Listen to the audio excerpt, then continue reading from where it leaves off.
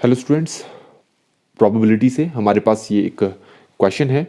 A problem in mathematics is given to three students A B C and their respective probabilities of solving the problem are 1/2, 1/3, 1/4।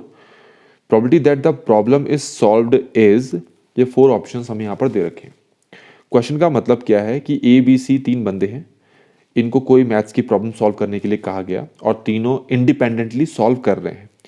तो वो उस question को solve कर लें, इसकी probability दे रखी है 1/2, 1/3, 1/4। ये चीज़ ध्यान रखें कि ये जो प्रोबेबिलिटीज हैं ये इंडिपेंडेंट है, ठीक है। तो 1/2 दे रखा है कि ये जो ए है उस प्रॉब्लम को सॉल्व कर ले। तो these three events are independent to each other, ये चीज़ आप जरूर ध्यान रखें, ठीक है। क्योंकि एक ने अगर क्वेश्चन को पहले ही सॉल्व कर लिया तो ऐसा नहीं है कि जो दूसरा वाला है उसकी प्रोबेबिलिटी में कुछ फर्क पड़ेगा।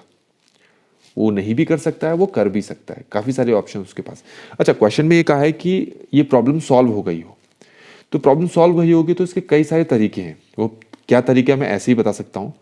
प्रॉब्लम ए ने सॉल्व कर ली लेकिन बी और सी सॉल्व नहीं कर पाए, बी ने सॉल्व कर ली, ए और सी सॉल्व नहीं कर पाए, या फिर सी ने सॉल्व कर ली, ए और बी सॉल्व नहीं कर पाए, या फिर ए और बी दोनों ने सॉल्व कर ली, सी नहीं कर पाया, या फिर बी और सी दोनों ने सॉल्व कर लिया, ए नहीं कर पाया, या फिर ए और सी दोनों ने कर लिया, बी सॉल्व नहीं कर पाया, या फिर इन तीनों ने ही सॉल्व कर लिया। तो जैसे मैंने बोला है, मैं चाहूं तो इसके बेसिस पे भी ये पूरा बना सकता हूं। कैसे, देखो क्या कहा मैंने कि मैं ए ने तो सॉल्व कर लिया बट बी एंड सी ने इसको सॉल्व नहीं किया, या फिर ए ने सॉल्व नहीं किया, बी ने सॉल्व नहीं किया लेकिन सी ने सॉल्व कर लिया, या फिर ए ने सॉल्व नहीं किया, बी ने कर लिया और सी ने नहीं किया, या फिर ए और बी दोनों ने सॉल्व कर लिया लेकिन सी ने नहीं किया, या फिर ए एंड सी ने सॉल्व कर लिया पर बी ने सॉल्व नहीं किया, या फिर ए ने सॉल्व नहीं किया लेकिन बी और सी दोनों ने सॉल्व कर लिया, या फिर ए ने भी सॉल्व कर लिया, बी ने भी सॉल्व कर लिया, सी ने भी सॉल्व कर लिया। ठीक हो गया, काफ़ी लेंथी दिख रहा होगा। मैं आपको दोनों ही तरीके बताने वाला हूँ। इसको क्या लिखेंगे, इसको लिखेंगे P A multiply P B bar, या पी बी कॉम्प्लीमेंट भी बोल सकते हो, मल्टीप्लाई पी सी कॉम्प्लीमेंट, ठीक है। क्योंकि ये तीनों इंडिपेंडेंट हैं तो इनके कॉम्प्लीमेंट्स भी इंडिपेंडेंट होंगे। तो इसकी जगह तुम लिख सकते हो P A multiply P B complement multiply P C complement.